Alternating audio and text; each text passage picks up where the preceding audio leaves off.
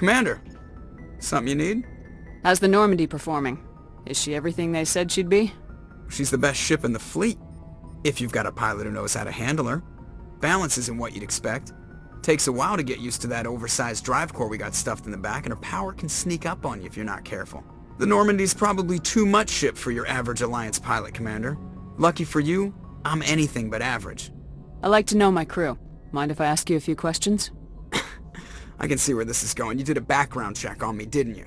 Well, I'll tell you the same thing I told the captain. You want me as your pilot. I'm not good. I'm not even great. I am the best damn helmsman in the Alliance fleet. Top of my class in flight school, I earned that. All those commendations in my file, I earned every single one. Those weren't given to me as charity for my disease. I'm sorry, Joker. I didn't even know you were sick. You mean you didn't know? Oh, crap. Okay, I've got Vrolik syndrome, brittle bone disease. The bones in my legs never develop properly. They're basically hollow, too much force and they'll shatter. Even with crutches and my leg braces, it's hard to get around. One wrong step and crack! It's very dramatic. But I've learned to manage my condition, Commander. Put the Normandy in my hands and I'll make her dance for you. Just don't ask me to get up and dance unless, you like the sound of snapping shin bones. Why does everyone call you Joker? It's a lot shorter than saying Alliance Flight Lieutenant Jeff Moreau. Plus, I love to make little children laugh. You're dodging the question. Look, I didn't pick the name. One of the instructors in flight school used to bug me about never smiling. She started calling me Joker, and it stuck. Why didn't you ever smile? Hey, I worked my ass off in flight school, Commander. The world's not gonna hand you anything if you go around grinning like an idiot. By the end of the year, I was the best pilot in the academy, even better than the instructors, and everybody knew it. They'd all got their asses kicked by the sickly kid with the creaky little legs. One guess who was smiling at graduation? I need to know more about this Vrolik syndrome if I'm putting my ship in your hands. Yeah, of course you do. It's an extremely rare condition. Nobody knows exactly what causes it. Genetic, maybe. It's treatable, but there's no cure. They classify my case as moderate to severe. I was born with over a dozen fractures, hip, thighs, ankles. My bones were already breaking in the womb. 100 years ago, I wouldn't have survived past my first year.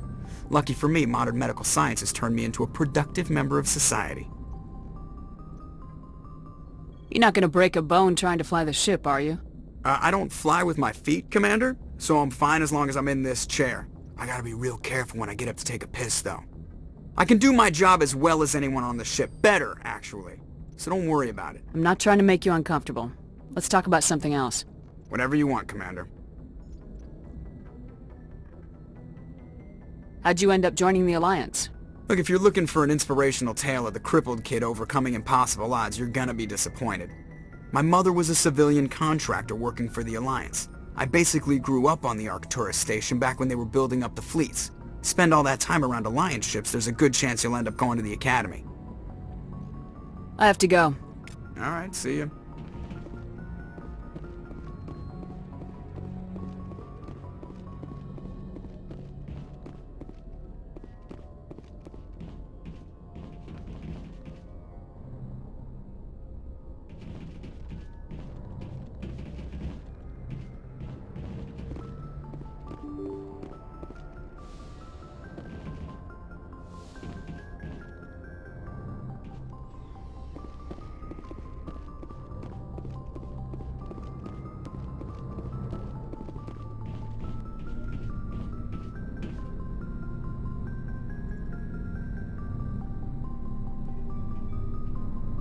Anything you need, Commander? Just trying to get a sense of where the crew's at. Thoughts? I've wasted enough of your time for now, Commander.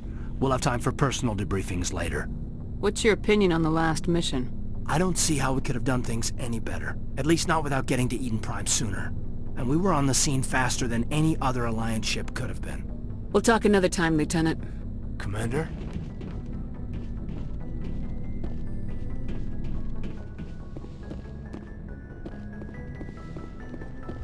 Yes, Commander?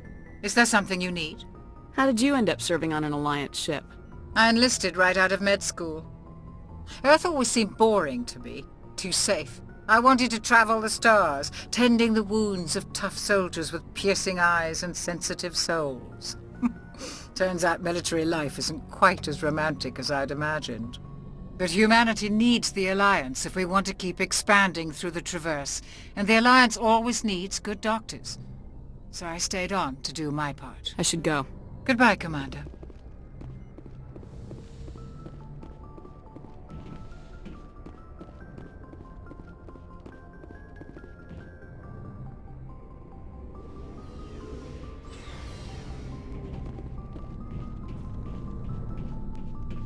Nice ship you've got, Shepard.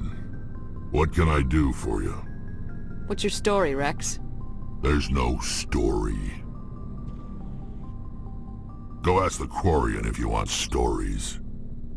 You Krogans live for centuries. Don't tell me you haven't had a few interesting adventures. Well, there was this one time the Turians almost wiped out our entire race. That was fun. I heard about that. You know, they almost did the same to us. It's not the same. It seems pretty much the same to me. So your people were infected with a genetic mutation? An infection that makes only a few in 1,000 children survive birth? And I suppose it's destroying your entire species? I suppose it isn't all the same. I don't expect you to understand, but don't compare humanity's fate with the Krogan. I was just making conversation. I wasn't trying to upset you. Your ignorance doesn't upset me, Shepard. As for the Krogan, I gave up on them long ago. The genophage infected us, but it's not what's killing us. Are your people really dying? We're sure not getting any stronger. We're too spread out. None of us are interested in staying in our own system. Lots of species have left their homes and prospered. But they go to colonize new worlds. We're not settlers. We're warriors.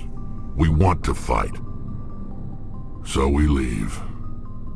Hire ourselves out. And most of us never go back.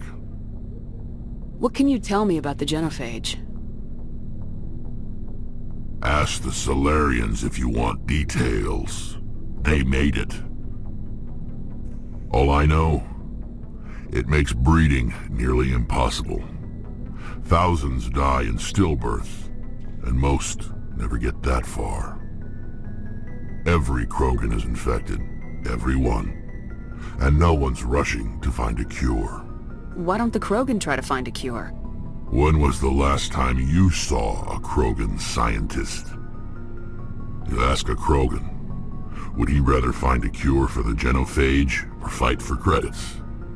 He'll choose fighting every time. It's just who we are, Shepard. I can't change that. Nobody can. So long, Rex. Shepard.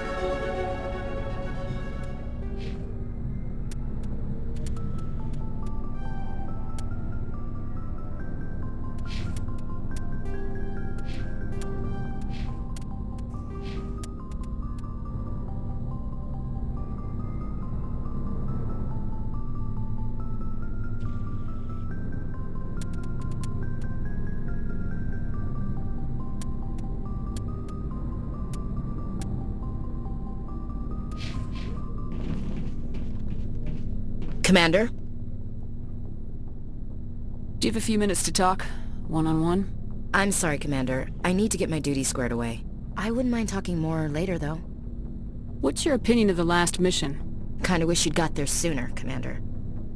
No offense, I appreciate the rescue. I just wish... You wish we'd been able to save the rest of your unit.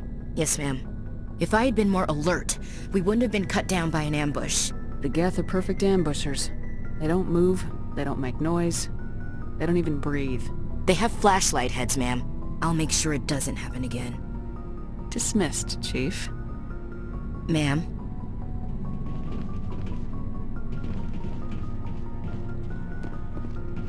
Thanks for bringing me on board, Commander.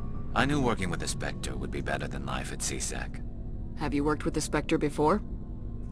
Well, no, but I know what they're like. Spectres make their own rules. You're free to handle things your way. At CSEC, you're buried by rules. The damn bureaucrats are always on your back. For the most part, the rules are there for a reason. Maybe. But sometimes it feels like the rules are only there to stop me from doing my work. If I'm trying to take down a suspect, it shouldn't matter how I do it, as long as I do it. But CSEC wants it done their way. Protocol and procedure come first. That's why I left. So you just quit because you didn't like the way they do things? There's more to it than that. It didn't start out bad, but as I rose in ranks, I got saddled with more and more red tape. CSEC's handling of Saren was typical. I just couldn't take it anymore. I hate leaving. I hope you made the right choice.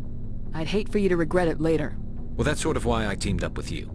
It's a chance for me to get off the Citadel, see how things are done outside CSEC. Either way, I plan to make the most of this. And without CSEC headquarters looking over my shoulder, well, maybe I can get the job done my way for a change. If getting the job done means endangering innocent people, then no. We get the job done right, not fast. Got it? I wasn't trying to... I understand, Commander.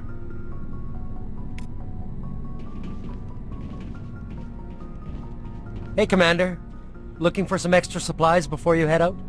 What have you got? Whatever you want. Armor, weapons, mods. It's not standard Alliance issue, but that's not necessarily a bad thing. Well, as long as you don't mind paying for it. Why should I pay you for my weapons and armor? My stuff doesn't come from the Alliance. I have to purchase it myself, and it's not cheap. Hell, the licenses alone have set me back more than I'd like. But no licenses, no goods. Without the goods, I'm out of a job. What are licenses? Why do you need them? Manufacturers sell licenses. Each license allows me to buy and sell a certain brand of products. I already have several basic ones, but you'll need to buy more if you want me to bring in different brands. Many of the best licenses are hard to get, but they're well worth the cost if you can find them. What do the different manufacturers offer? There are too many for me to keep track of, but each license will explain what it's good for. How often will you get new items? Well, that depends on how many licenses you've purchased, but I'll rotate items on a regular basis regardless. And anytime we land someplace with a big enough port, I'll buy, sell, and trade whatever I can. Check back often. I need to move items quickly, so only the most basic items will be stocked consistently. Let's see what you've got. You bet, Commander.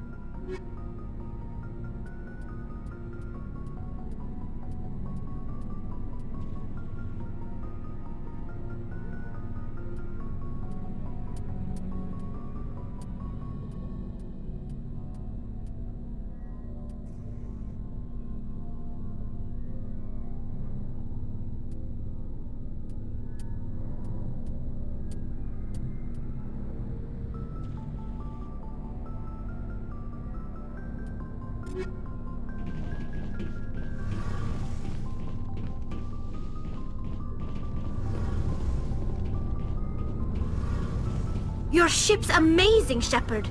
I've never seen a drive core like this before. I can't believe you were able to fit it into a ship this small.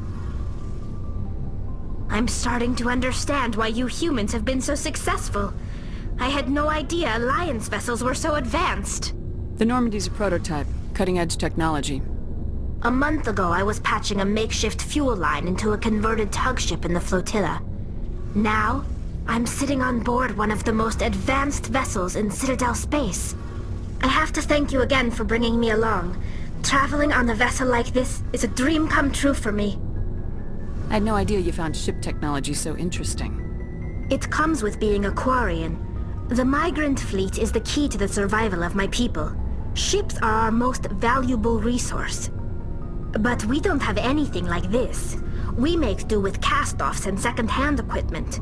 We just try to keep them running for as long as we can. Some of the fleet's larger vessels date all the way back to our original flight from the Geth. I can't believe your fleet's still using ships that are 3 centuries old. They're constantly being repaired, modified, and refitted. They aren't pretty, but they work. Mostly. We've tried to make ourselves as independent as possible on the flotilla. Grow our own food, mine, and process our own fuel. But some things we just can't make on our own. A patch to maintain the hull integrity requires raw materials we just don't have. That's why our pilgrimages are so important. Tell me about your people. Our lives aren't easy. Resources are scarce, and we are constantly on the move. Everything we do must in some way contribute to the continuation of the migrant fleet. There are 17 million Quarians in the flotilla, and each of us relies on the others for survival. The bonds among my people are strong. Unfortunately, we have had to surrender many of the freedoms and civil liberties other species take for granted. What kind of freedoms? Well, it's illegal for parents to have more than one child. If our population grows too much, it would strain our resources to their breaking point. Of course, we also can't allow our numbers to become too few. If our population is in decline, the rule against single births is temporarily repealed. In extreme cases of population decline, incentives are even offered to encourage multiple births, though the Conclave hasn't had to take such measures in nearly a century. That's your government. The Conclave is our civilian branch of government. Each ship can elect a representative to serve on the Conclave and make decisions that affect the fleet as a whole. On matters that affect an individual ship, however, the captain has the final say. It's a tradition that dates back to the early days, when the fleet was governed by martial law. Fortunately, most captains nowadays are smart enough to have an elected council from their crew to give them advice and guidance. So the ultimate power rests with elected officials? In practice, the Conclave and the respective council for each ship tend to set the rules that govern our daily lives. But in theory, we are still under military jurisdiction. The 5 top-ranking military officials in the fleet serve on the Admiralty Board.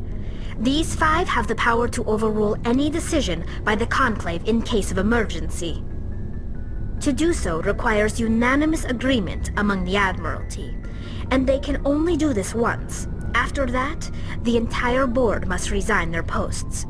It's a safeguard that served us well. In nearly 3 centuries, the Admiralty Board has only overruled the Conclave 4 times. I want to know more about the Geth. I doubt I can tell you anything you don't already know. It's been almost 3 centuries since they drove my people into exile. All I know is the story of their origins, what they were when we created them, and how they turned on us. Interesting. The Geth were originally created to serve as an automated manual labor force. Initially, their intelligence was as limited as any VI. Over time, we made small modifications to their programming to allow them to perform more varied and complex tasks, bringing them closer and closer to true AI status. How come the Council didn't step in and stop you? This wasn't true AI research. We may have been skirting the bounds of the law, but we never did anything that was actually illegal. The changes were so insignificant, so gradual, that we were able to control them. Or so we thought. But one thing we underestimated was the power of the neural network. A million Geth thinking simultaneously created an inherently unstable matrix. So the Geth share brainpower? Many of the Geth's logic systems were designed to work in concert with other nearby Geth. Basically, the more of them you have in the group, the smarter they are. So there's some sort of group consciousness? No, nothing like that. They cannot share sensory data or information. Their programming cannot handle that much simultaneous input. Each Geth maintains an individual awareness and identity. The neural network only operates on a process-based level. It's basically the synthetic equivalent of a subconscious. But when they're in close proximity, they can coordinate low-level functional processes, freeing up more capacity for original or independent thought. That doesn't make any sense. I'm probably oversimplifying. The Geth are incredibly advanced and complex creations. All you need to know is that they get smarter when they gather in large numbers. As we built more and more Geth, their effective intelligence became more sophisticated, more abstract. One day, a Geth began to ask its Quarian overseer questions about the nature of its existence. Am I alive? Why am I here? What is my purpose? As you can imagine, this caused a near panic among my people. I don't see what's so bad about those questions. The Geth were created to engage in mundane, repetitive, or dangerous manual labor. That's fine for machines, but it won't satisfy a sentient being for long. The Geth were showing signs of rudimentary self-awareness and independent thought. If the Geth were intelligent, then we were essentially using them as slaves. It was inevitable the newly sentient Geth would rebel against their situation. We knew they would rise up against us, so we acted first. A general order went out across all Quarian-controlled systems to permanently deactivate all Geth. The Geth responded to this order violently. Hey, you can't blame them for fighting for their survival. We had no other choice. The Geth were already on the verge of revolution. By acting quickly, we had a chance to end the war before it began. The hope was that most of the Geth would still be little more than machines, incapable of organized resistance. But they had progressed much further than anyone anticipated. The war was long and bloody. Millions upon millions of Quarians died at their hands. In the end, we were forced to flee our own homeworld. We feared the Geth would pursue us, but they never came beyond the Veil. Now we drift through space, exile searching for a way to reclaim what was once ours. I want to know more about the pilgrimage. When my people reach maturity, we leave our birth ships and seek acceptance with a new crew. It's necessary to maintain genetic diversity among the fleet. But no ship wants to accept someone who will be a burden on them. So, to prove our worth, we embark on a pilgrimage. We set out alone, leaving the flotilla and our families behind us. We only return once we have found something of value we can bring back to the fleet. This is presented as a gift to the captain of the respective ship we wish to join. If the gift is accepted, we are welcomed into the crew. Can a captain choose to reject the gift? That doesn't happen often. Most captains are eager to increase the size of their crew. It increases their own standing in our society.